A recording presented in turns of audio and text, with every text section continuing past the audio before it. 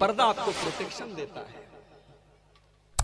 1000 रुपए का मोबाइल होता है, तुम जैसे तैसे रख लेते हैं, लेकिन 50,000 का आईफोन होता है तो हम उस पर स्क्रीन गार्ड लगवाते हैं, बेहतरीन कवर लगवाते हैं, उसके बाद पॉकेट में भी रखते हैं तो संभाल के रखते हैं, कहीं दब ना जाए, कहीं टूट ना जाए। क्यों?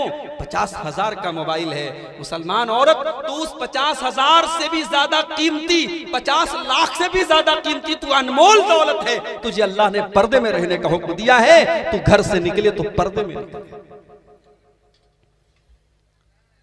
और इतना ही नहीं, कुरान तो यहां तक कहता है कि जब औरत चले जमीन पे और उसके पांव में पायल भी हो तो कुरान कहता है कि वला यज़रिबना बिअरजुलिहिन्ना लियुअलम मा युखफीना मिन ज़ीनतिहिन्ना। ऐ मुसलमान औरतों, जब तुम पायल पहन करके जमीन पे चलो तो धीरे धीरे चलो। हालांकि तुम घर में चल रही हो, लेकिन अगर तुम जोर जोर से जमीन पे पैर मारोगी तो तुम्हारे पायल की झनकार गैर मर्दों के कानों तक पहुंचेगी। और अल्लाह ताला को ये बात गवारा नहीं है, अल्लाह को ये बात पसंद नहीं है कि मुसलमान औरत के पायल की झनकार भी गैर मर्दों तक पहुंचे।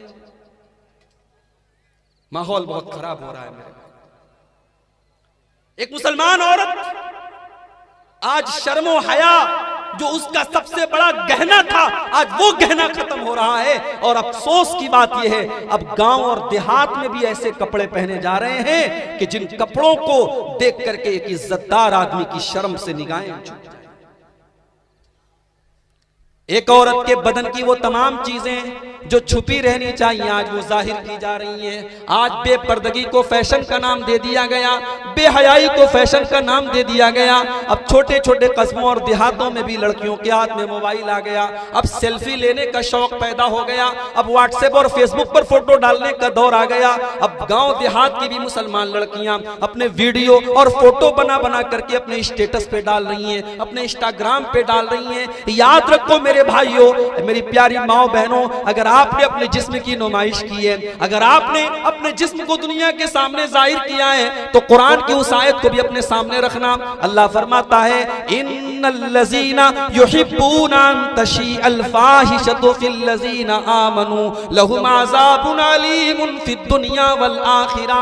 जो लोग मुसलमानों के दरमियान बेहयाई को फैलाना चाहते हैं, बेपर्दगी को फैलाना चाहते हैं, उनको आखिरत में तो अजाब मिलेगा ही मिलेगा, दुनिया में भी दर्दनाक अजाब मिलेगा। बड़ी मेहनत हो रही है आज चेहरे के ऊपर। लड़कियां तो लड़कियां हैं भाई साहब, लड़के भी आजकल फेस वॉश के बगैर मुंह नहीं धोते हैं। सैलून में बाल बनवाने जाते हैं तो कहते हैं कि मेरा बाल वैसा बनवा दो जैसा सलमान खान का बाल है। कुछ बेचारे तो जाके कहते हैं कि आधा बाल रहने दो, आधा मुझे टकला बना दो।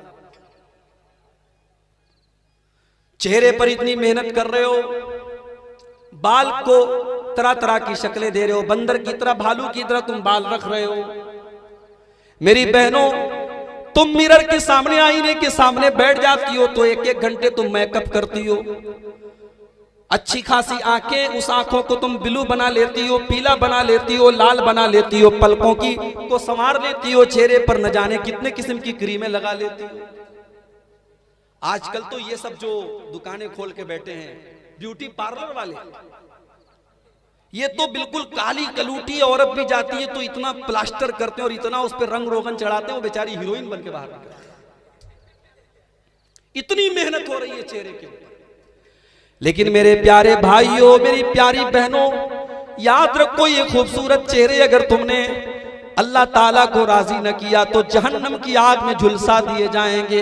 इसलिए कि अल्लाह ताला तुम्हारे चेहरों को नहीं देखता है, अल्लाह ताला तुम्हारी स्मार्टनेस नहीं देखता है, अल्लाह ताला तुम्हारी खूबसूरती नहीं देखता है। अल्लाह के नबी फरमाते हैं, इन्नल्लाह ला यंजुरु इला सुवरिकुम व अजसामिकुम। अल्लाह ताला तुम्हारे चेहरे नहीं देखता, अल्लाह ताला तुम्हारे शरीर नहीं देखता, वलाकिन यंजुरु इला कुलूबिकुम व आमालिकुम। अल्लाह ताला तो तुम्हारे दिलों को देखता है, तुम्हारे दिल कितने पाक साफ है, तुम्हारे दिल में अल्लाह का कितना डर है, तुम्हारे दिल के अंदर कितना ईमान है। अल्लाह ताला तो तुम्हारे दिलों को देखता है, अल्लाह ताला तो तुम्हारे अमल देखता है।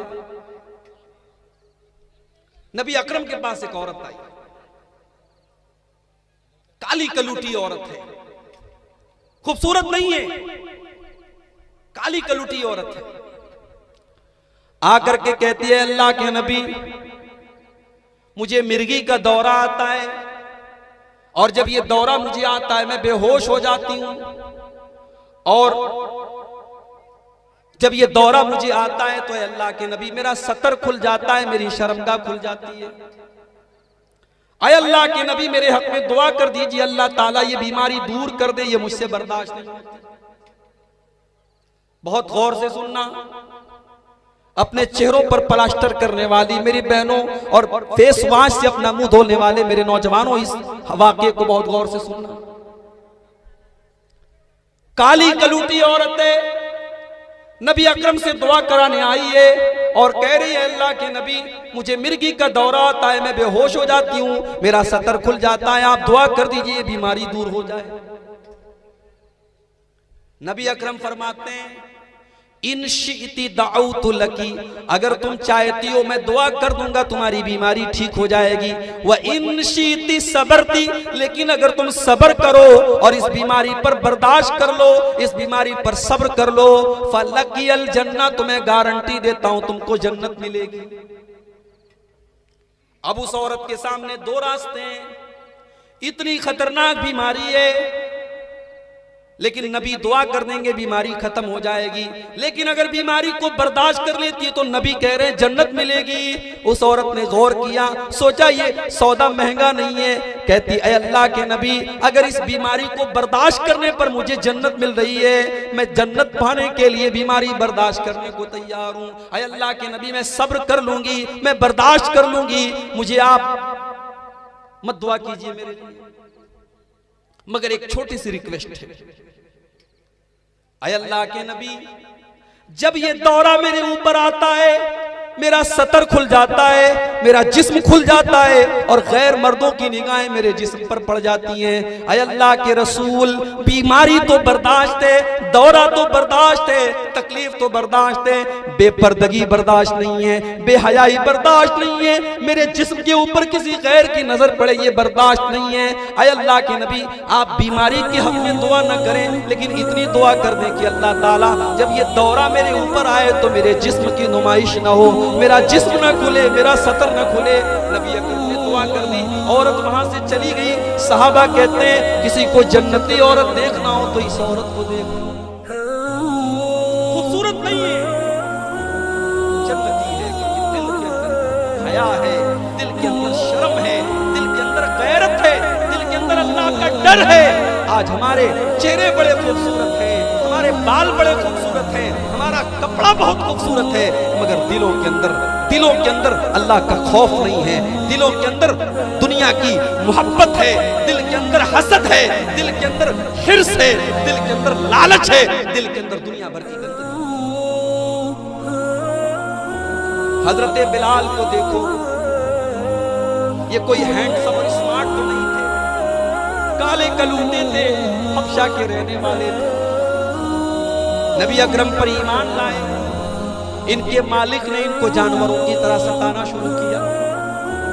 अरब की तपती हुई रेत पर बिलाल को लिटा देता और बिलाल के सीने पर एक गर्म पत्थर भी रख देता और अपने पैर से बिलाल को दबा करके कहता कि ऐ बिलाल इस तपती हुई रेत पर तेरा सीना, तेरे सीने की चर्बियां झुलस रही हैं और पिघल रही हैं। ऐ बिलाल ये तकलीफ और ये टॉर्चर मैं तुझे देना बंद कर दूंगा, बस एक बार तू जुबान से ये इकरार कर ले मोहम्मद का दीन झूठा है और मोहम्मद जो दीन लेकर के आए वो गलत है और जिन 360 बुतों की हम इबादत करते हैं वो सही है। तू इस्लाम को छोड़ दे बिलाल, हम तुझे सताना छोड़ देंगे।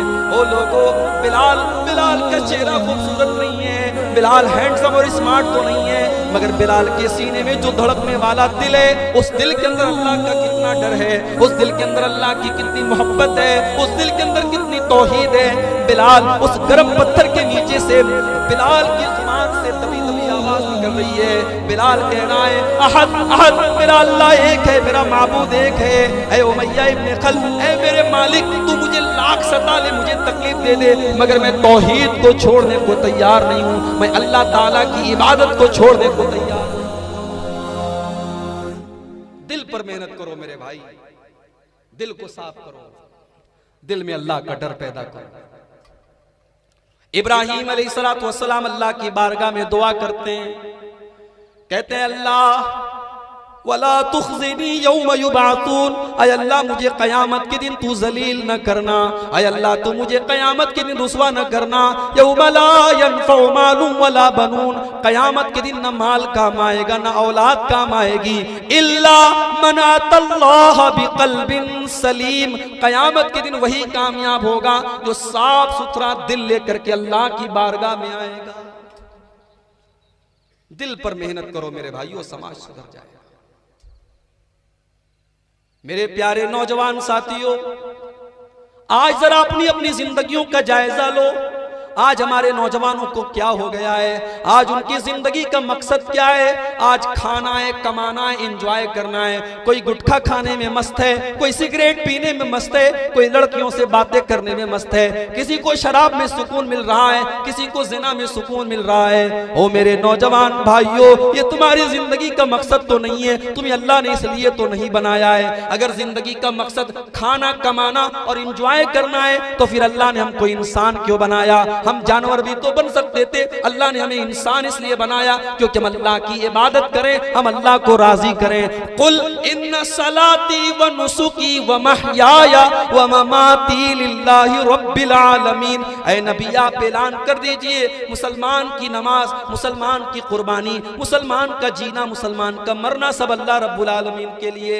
मेरे नौजवान साथियों, अगर हम और आप अपनी जिंदगी के इस मकसद को समझ लें तो शायद शराब के अड्डों पर मुसलमान नजर ना आए, शायद ज़िनाकारी के अड्डों पर मुसलमान नजर ना आए, शायद सिगरेट पीने वाले मुसलमान नजर ना आए, शायद गुटखा खाने वाले मुसलमान नजर ना आए, अगर हमारे नौजवान को अपनी जिंदगी का मकसद मालूम हो जाए।